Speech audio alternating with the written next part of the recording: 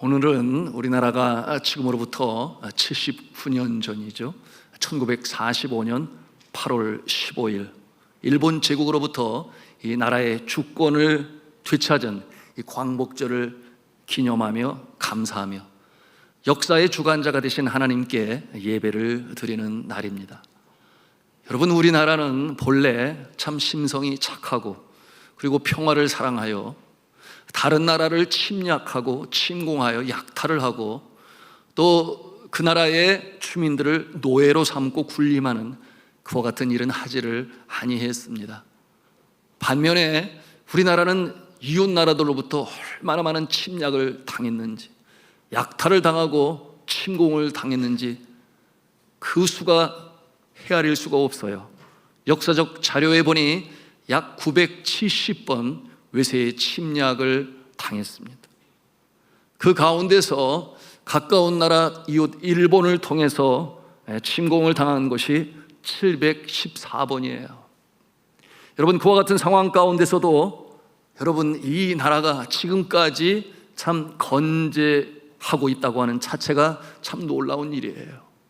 여러분, 그처럼 수많은 970번의 침공을 받으면서도 가장 중요한 질문은 무엇이겠습니까? 그래서 이 나라가 사라졌습니까? 나라의 영토를 빼앗겼습니까? 문화가 말살이 되고 한국어가 사라졌습니까? 그렇지 않다라는 거예요. 여러분, 여전히 대한민국은 존재하고 한국의 문화는 이제는 세계로 뻗어나가고 있으며, 여러분, 그뿐만이 아니죠. 여러분, 이 대한민국이 반만년의 5천년의 역사 속에 이처럼 그 이름을 세계에 날린 적도 없습니다. 여러분, 21세기 초 이 세월이 갈수록 대한민국은 점점 더 부강해져 가고 있어요. 그러므로 군사력과 경제력, 외교력 등을 합산해서 평가하는 소위 The planet's most powerful countries, 이 세계에서 가장 부강한 나라를 조사하는 기관에서 이 대한민국을 몇 위에 올려놓았는가, 그 순위를 보니 6위에 올라섰습니다. 참 대단하지 않습니까? 이 작은 나라가 말이죠. 그리고 금년 1월 19일에 미국의 군사력 평가 기관 글로벌 파이어 파워라고 하는 GFP에서 내놓은 보고서에 따르면 이 한국은 군사 평가 지수에서 0.1426을 받게 되었는데 조사 대상국 145개 국가 가운데에서 당당하게도 5위에 랭크되었습니다. 정말 대단한 일이에요. 지난해 6위에서 오히려 한 단계 더 뛰어오른 모습인데요, 주목할 만한 것은 매년 꾸준히 이렇게 상승해 가고 있다는 것입니다. 참고로 말씀을 드리면 군사력에 있어서 세계 제1위의 나라는 미국이에요. 그런가 하면 2위는 러시아입니다. 3위는 중국이요, 4위는 인도이고 그 다음에 대한민국이 있어요. 이어지는 나라가 영국이고 그 다음에 일본이 있습니다. 여러분, 그런데 북한은 어떨까요? 우리가 참 궁금하지 않을 수가 없습니다. 여러분, 이 북한의 이 GFP 군사력 지수는 0.5313으로서 36위에 그쳤습니다.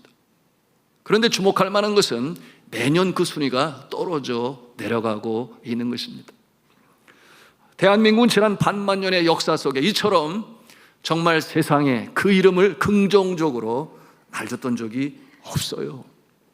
여러분, 그러므로 우리는 지금 어떠한 시대를 살아가고 있는가? 대한민국의 역사 속에 가장 풍요롭고 가장 부강한 이 상황 속에서 오늘을 살아가고 있으니 정말 감사해야 합니다. 여러분, 좌우에 계신 분에게 서로 축하해도 좋을 것 같은데 이렇게 서로 격려하겠습니다. 대한민국 국민임을 축하합니다. 이렇게 대한민국 국민임을 축하합니다. 예, 참으로 그렇습니다. 광복 이후에 다시금 재건된 이 대한민국의 역사, 그 기초를 자유민주주의의 기초를 세웠어요. 반면에 저 북한은 이 소련과 중국의 영향을 받아서 소위 유물론이라고 하는 공산주의의 나라의 기초를 세웠습니다. 그리고 세월이 79년이라는 세월이 흐르게 되었는데 여러분, 그 결과를 지금 우리가 목도하고 있지 않습니까? 북한의 현실과 이 남한의 현실은 얼마나 차이가 많이 나는지 몰라요. 여러분, 북한의 현 개인당 국민소득이 얼마나 되는가? 대한민국의 30분의 1 정도밖에 되지 아니하니 작년도 1인당 소득이 143만 원이라고 그랬어요. 반면에 남한의 GNI, 이 국민 개인당 소득은 이제 3만 6천 달러를 기록하게 되었습니다. 그러므로 이와 같은 모습은 세계 6위에 랭크되게 되었고, 그리고 놀라운 사실은 일본을 근소한 차이로 앞서게 되었습니다. 여러분, 놀라운 일이죠. 이와 같은 결과를 보면서 저는 그런 생각을 했어요. 참 이 나라를 위하여 그처럼 애쓰고 땀을 흘리신, 이제는 세상을 떠나신 조상들이, 그 조상들이 참으로 기뻐하시지 않겠는가 하는 그런 생각을 갖게 되었습니다. 여기서 멈추지 않고 있어요. 여러분, 한국은행은 발표하기를 우리나라 1인당 국민소득이 수년 안에 이 G7 선진국 수준으로 평가되는 4만 달러에 이르게 될 것이다, 이렇게 긍정적으로 내다보았습니다. 참으로 믿겨지지 않을 정도예요. 아무래도 우리가 다시 한 번 더 좌우에 계신 분에게 축하를 해야 되는데, 다시 한 번 하겠습니다. 대한민국 국민됨을 축하합니다. 그리고 다시 한번 이렇게 서로 좀 고백했으면 좋겠습니다. 이민족을 사랑하시는 하나님께 감사합시다. 이민족을 사랑하시는 하나님께 감사합시다. 그렇습니다. 하나님께서 행하시는 거예요. 그러니 세상의 칼큘레이터 계산기로 두드려도 답이 나오지 않아 한강의 기적을 이루었다, 그렇게 표현을 하는 것입니다. 참으로 그렇습니다. 광복은 그렇게 찾아왔습니다. 아무도 예상하지를 못했죠. 태평양 전쟁에서 이 미국에 패전한 일본은 무조건 항복을 하게 되었고 무장 해제를 하게 되었으니 전쟁을 할 수 없는 상황에 이르렀습니다. 여러분, 이처럼 일본 제국이 무조건 항복을 하면서 독립과 해방을 얻은 나라는 대한민국만 있었던 것이 아니었어요. 대한민국과 더불어 10개의 나라가 동시에 자유와 해방을 얻게 되었으니 그 나라의 이름은 말레이시아, 싱가포르, 인도네시아, 홍콩, 필리핀, 미얀마, 베트남, 캄보디아, 인도네시아가 바로 같은 나라들이었습니다. 무엇을 보여주는 거예요? 세계 역사의 흥망성쇠를 주장하시는 분이 하나님이시다. 이 세계 역사의 수레바퀴를 제대로 다시금 똑바로 갈 수 있도록 인도하시는 손길, 여러분, 하나님께서 하셨는 줄로 믿으시기를 바랍니다. 광복 이후 국가를 재건하는 재헌국회가 1948년 5월 31일에 열렸습니다. 재헌국회는 1948년 소위 50총선거, 이 선거를 통하여 구성된 헌정사상 최초의 의회였습니다. 제주도를 제외한 선거구에서 198명의 국회의원이 함께 모여 이 헌법 제정, 너무나 중요한 것이죠. 이 헌법 제정 등 이 특수한 과업을 수행하기 위한 목적으로 그렇게 구성이 되었어요. 재헌국회가 열리던 날의 모습이 이러했습니다. 회의를 시작하면서 제일 먼저 한 일이 무엇이었는가? 하나님 앞에 기도하는 일이었습니다. 하나님 앞에 기도하는 일로 그 재헌국회가 시작되게 되었습니다. 198명의 의원들이 모여서 회의를 시작하면서 이윤영 의원이 단에 올라가 기도를 함으로 회의를 열었습니다. 나라를 세움에 있어서 이 신앙의 기초를 바탕으로 삼아서 헌법을 세우고 이 나라를 발전시켜 나가야 되겠다 하는 염원이 그렇게 표출이 되었던 것이에요.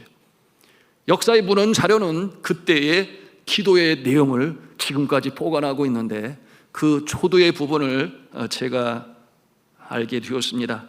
그 내용을 제가 읽겠습니다. 네, 화면에서도 띄워주시기를 바랍니다. 이 우주의 만물을 창조하시고 인간의 역사를 섭리하시는 하나님이시여, 이 민족을 돌아보시고 이 땅을 축복하셔서 감사에 넘치는 오늘이 있게 하심을 주님께 저희들은 성심으로 감사하나이다. 오랜 시일 동안 이 민족의 고통과 호소를 들으시고 정의의 칼을 빼서 일제의 폭력을 굽히시사 세계 만방의 양심을 움직이시고 우리 민족의 염원을 들으심으로 이 기쁜 역사적 환희의 날을 이 시간에 우리에게 오게 하심은 하나님의 섭리가 세계 만방에 정시하시는 것으로 저희는 믿나이다. 자, 사랑하시는 성도 여러분, 대한민국이 그렇게 다시금 살아난 것입니다. 신앙의 기초의 이 나라가 하나님의 복을 받는 나라가 되기를 위하여 그렇게 재헌의회가 시작되었던 것입니다. 대한민국이 세워질 때처럼 믿음의 선배들의 간절한 염원과 소원이 기도에 나타나고 또한 그 모범으로 보이니 하나님께서 그 모습을 얼마나 어이없이 여기셨겠느냐 말이에요. 그러니 하나님이 복을 주시고 역사 속에 그 이름을 드러내시며 이제는 코리아 그러면 세계 모든 사람들이 그 이름을 아는 그와 같은 나라가 되었습니다. 여러분, 이와 같은 일이 불과 1세기 안에 이처럼 나타나게 되었으니 대단하지 않습니까? 어디서도 볼 수 없는 이 놀라운 축복의 역사, 여러분 하나님의 손길이 임하심으로 되었는 줄로 믿으시기를 바랍니다. 그처럼 침략을 당했어도 침략을 하지 아니하고 그러는 가운데서도 영토를 지켜내고 평화를 추구하며 오랫동안 버텨온 한민족은 바야흐로 이제는 세계 역사에 이바지하는 그와 같은 나라가 되었습니다. 한참 가난할 때 1950년대죠. 6.25 전쟁 이후에 우리나라는 미국으로 받는 원조가 자그마치 얼마나 되었는가? 17억 달러였습니다. 그때 당시 대한민국 정부 예산의 절반에 가까운 그와 같은 수치였어요. 그렇게 누군가의 도움이 없이는 일어설 수가 없었던 그와 같은 때가 있었습니다. 그런데 대한민국은 이제 도움을 받는 나라에서 도움을 주는 나라, 세계 역사에 이와 같은 모습이 없다는 거예요. 그러므로 이제는 도움을 주는 나라로 탈바꿈하여 세계 유일의 원조 공유 국가가 되었습니다. 참 놀라운 일이에요. 식량 원조 한 부분만 보더라도 대단한데요. 금년 2024년 올해 쌀 10만 톤을 지원하는 이 대한민국은 이 원조 국가들 중에서 어느 정도의 위치에 있는가? 그 첫 자리에는 미국이 있습니다. 그런가 하면 두 번째로는 유럽 연합이 있고 세 번째 캐나다, 네 번째 프랑스, 다섯 번째 일본, 여섯 번째 호주, 그 다음에 이 작은 나라 대한민국이 이제 7위에 올라섰습니다. 놀랍지 않습니까? 저의 형제들 중에서도 보릿고개를 경험했다고 그랬어요. 보릿고개를 지날 때면 얼마나 배가 고픈지 참 힘겨운 시간이었다고 그랬습니다. 불과 그것이 우리 한 세대 전인데 오늘날 보릿고개가 어디에 있단 말입니까? 오늘날에는 먹을 것을 염려하는 것이 아니라 무엇을 먹을까가 염려가 돼서 점심때가 되면 어디로 가야 하지? 이렇게 묻는 정말 잘 사는 나라가 되었으니 여러분 하나님 아버지께 감사하시기를 바랍니다. 우리가 애국가를 불러요. 동해물과 백두산이 마르고 닳도록 하나님이 보호하사 우리나라 만세. 여러분, 이 애국가는 믿음의 선배인 장로 교인이었던 도산 안창호 선생님, 그리고 감리 교인이었던 윤치호 선생님, 이 두 분이 누가 작사가냐 많은 이야기들이 있지만 결론은 두 분이 작사했다 해도 분명한 것은 무엇입니까? 하나님을 창조주로 경외하고 예수님을 구세주로 믿었던 그들이 이처럼 동해물과 백두산이 마르고 닳도록 하나님이 보호하사 우리나라 만세. 여러분, 이 노래는 처음에는 독립군가로 불려졌어요. 그들이 일제와 항거하여 그들과 전투를 벌일 때 힘을 얻기 위하여 불렀던 그 노래가 모든 민족이 함께 애창을 하게 되니 이제 애국가가 될 수가 있었던 것입니다. 여러분 한번 상상을 해보세요. 우리가 국민 전체가 목청을 높여 동해물과 백두산이 마르고 닳도록 하나님이 보호하사 우리나라 만세, 이렇게 노래를 부를 때에 하나님이 얼마나 기뻐하시겠느냐 그 말이에요. 그래 알았어, 내가 알았어. 여러분, 하나님의 은혜는 이처럼 주를 경외하는 자에게 나리는 줄로 믿으시기를 바랍니다.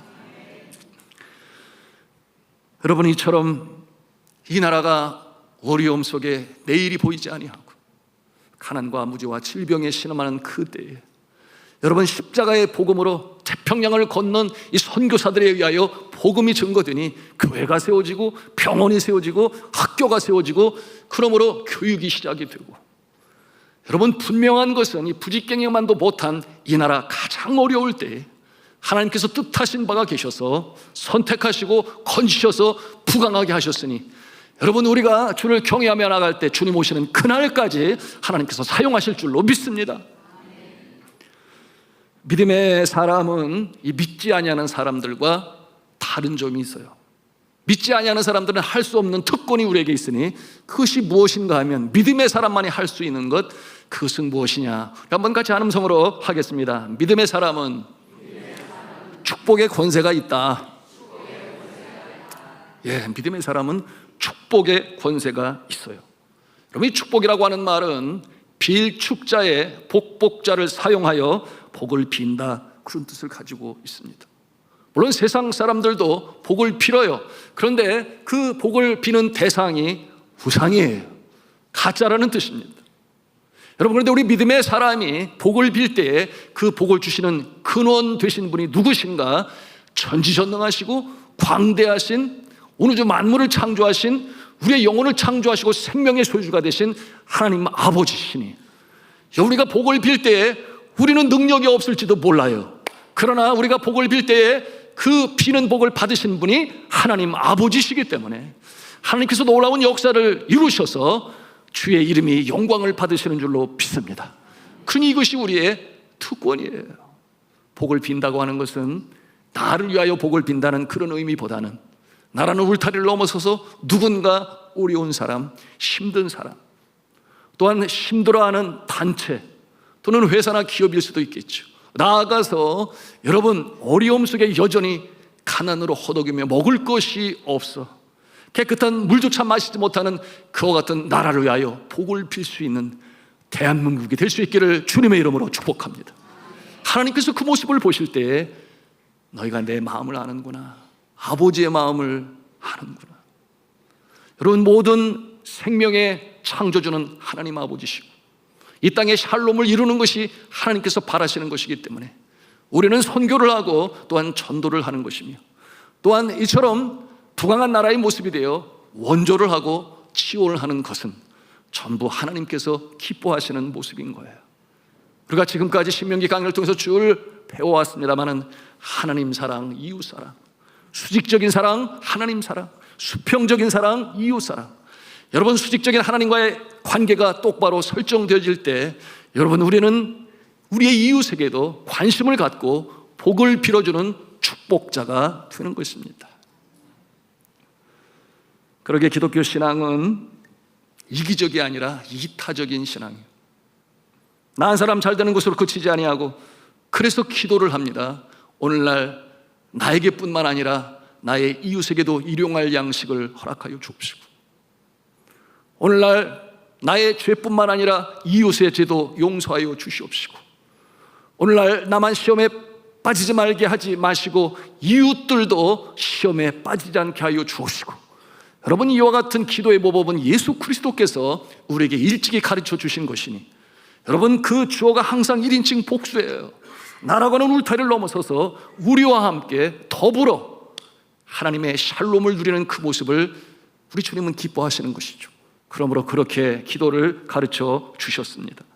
그러므로 서양의 근본 정신사조는 홀로서기라고 하는 것이죠.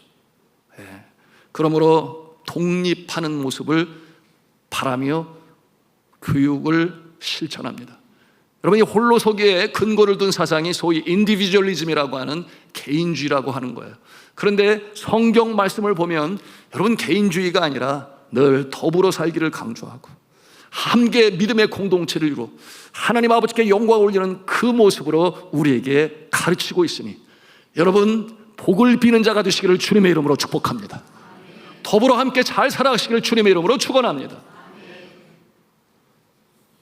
이와 같은 모습을 통해서 하나님께서는 영광을 받으시고 복을 비는 자는 복을 빌므로 말미암아 하나님이 그 마음 기뻐하시니 복이 임하며, 또한 복 비는 것을 받는 자는 하나님의 영광을 나타내시기 위하여 그들에게도 복이 임하게 되니. 여러분, 누구 때문에 그런 거예요? 예수 그리스도의 그 이름의 권세 때문에. 우리가 무슨 능력으로 복을 빕니까?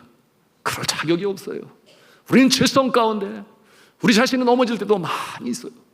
그러나 예수 이름의 권세로 우리가 복을 빌 때 하나님께서 그 이름의 권세가 이 땅에 나타나게 하시기 위하여 응답하시는 좋으신 하나님 아버지십니다.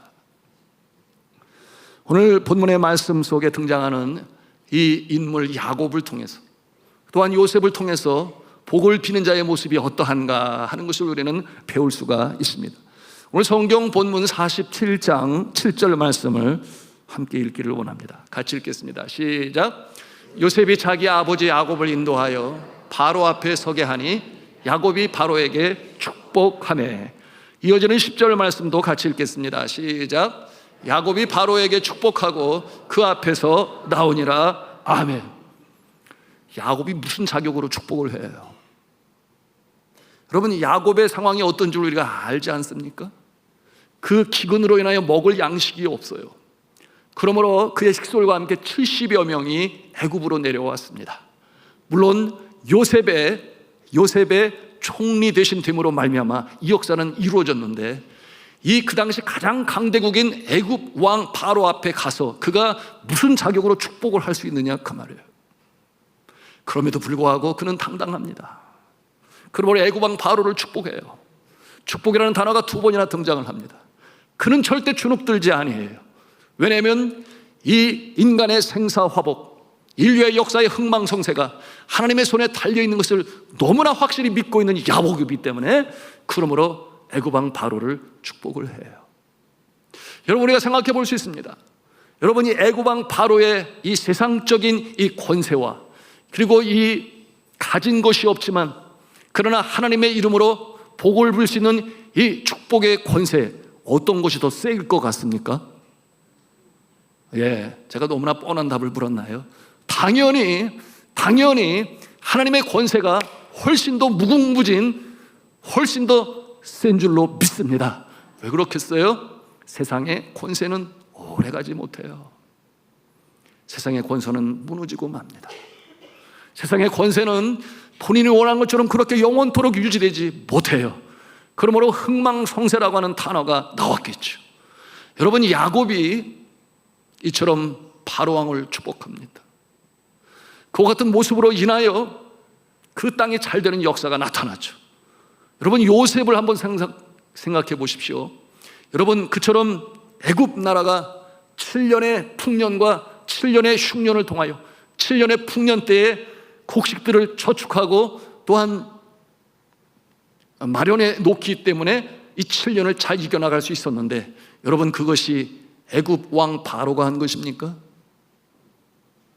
애굽 왕 바로가 아니라 꿈을 해몽한 요셉에 의하여 하나님께서는 요셉을 사용하셔서 그 역사를 이끌어 나가시니, 여러분, 애굽 왕의 지혜, 애굽 왕의 권세가 아니라 하나님께서 주의 자녀를 통하여 역사를 이루어 가심을 믿으시기를 바랍니다.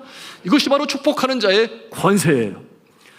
여러분, 요셉의 지혜로 말미암아 이 하나님의 선민이, 야곱의 가족과 후손들도 번창해 나갈 수가 있었는데, 여러분 27절 말씀을 같이 읽도록 하겠습니다. 시작. 이스라엘 족속이 애굽 고센 땅에 거주하며 거기서 생업을 얻어 생육하고 번성하였더라. 아멘. 축복하는 자에게 하나님께서는 그 마음을 어여삐 여기시고 복을 나리시니 70여 명의 야곱의 식솔들이 비옥한 고센 땅에 합법적인 목축업을 하게 되므로 그 애굽의 수많은 수도권에 있는 사람들에게 이 육식으로 제공하는 그 일을 보장받고 하게 되었어요. 그러니 그들의 숫자가 충다하고 번성하여 하나님께서 계획하신 대로 야곱의 조부인 아브라함에게 약속하신, 너희가 이방 나라에 거하게 될 것이다. 그곳에서 거하게 될 때에 충다하고 번성하게 될 것이다. 민족을 이루어 나오게 될 때는 부를 가지고 나오게 될 것이다. 여러분이 이 역사가 이렇게 나타나게 되었으니 축복하는 자 하나님께서 복을 주셔서 70명의 식솔이 200만이나 되어 민족되어 나오는 이 놀라운 역사, 여러분 축복하는 성도가 되시기를 주님의 이름으로 축복합니다. 간절히 기도하는 것은 우리 대한민국이 어렵고 힘든 나라들을 향하여 축복하는 나라가 되어서 하나님이 그 모습을 보시고 주님 오시는 그날까지 이 대한민국을 사용하시고, 또한 하나님께서는 영광을 받으시고 그 모습을 통하여 이 땅에 샬롬을 이루는 거룩한 역사가 대한민국을 통하여 나타날 수 있기를 간절히 바라며 기도합니다. 자, 오늘도 이 삶의 현장에서 고군분투하며 축복의 통로가 되기 위하여 수고하시는 성도 여러분, 여러분이 바로 이 요셉과 같이, 그리고 야곱과 같이 축복의 통로가 되시기를 간절히 축원합니다.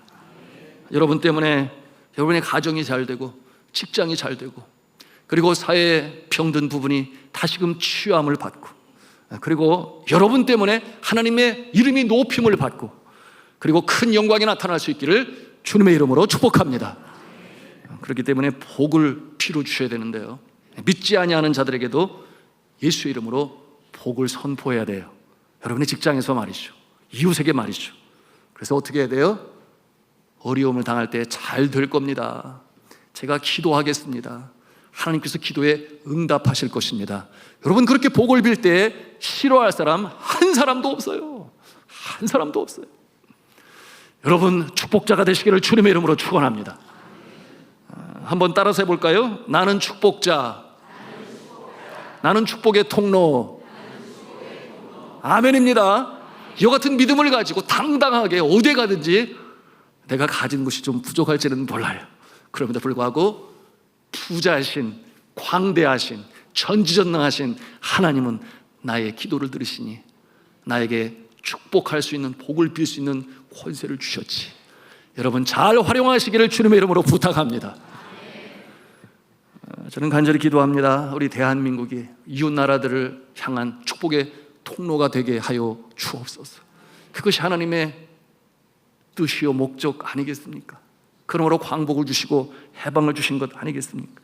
우리 대한민국이 저런 평화를 사랑하고 침략을 할 줄은 모르지만 침략을 당하였지만, 오늘날 이 시대 21세기 초에 저런 하나님 기뻐하시는 나라가 되었으니 이 사명을 이루어가야 할 것입니다. 2024년 파리 하계올림픽이 이제 지난 10일 폐회식을 끝으로 17일간의 이 열전을 이제 마치게 되었습니다. 이번 올림픽에서 한국은 참 예기치 않은 많은 메달을 받게 되었어. 금메달 13개를 얻게 되었고, 메달 순으로 보니 세계 그 많은 나라 중에서 8위를 차지하게 되었어요. 참 이 작은 나라가 운동도 잘해요. 예, 운동도 잘해요. 얼마나 잘하는지 몰라요. 그 모습을 보면서 우리가 함께 기뻐했습니다. 여러분, 이렇게 대한민국의 국위가 선양되면 가장 기뻐하는 부류의 사람들이 있는데 누군 줄 아십니까? 선교사님들이에요. 선교사님들이 너무 기뻐하고 좋아해요. 지난 2002년이었나요? 월드컵 2002년 맞습니까? 네, 제가 지금 기억이. 하여튼 네팔에서 대한민국, 이거를 네팔 사람들까지 다 배워가지고, 예, 호텔에서 큰 빔 프로젝트를 놓고 응원을 하며 우리가 월드컵에 4강으로 올라갈 줄 누가 알았겠습니까? 중간에 일본이 떨어지게 되니까 이 네팔 사람들이 아시안 국가를 응원하다가 이제는 하나밖에 없어요. 대한민국을 얼마나 응원을 하는지 저희들도 덩달아 신나게 응원을 했는데요, 여러분 그때처럼 대한민국이 자랑스러운 때가 없었어요. 그 나라에 가서 복음을 전할 때 여러분 그들은 물어요. Where are you from? 어디서 왔습니까?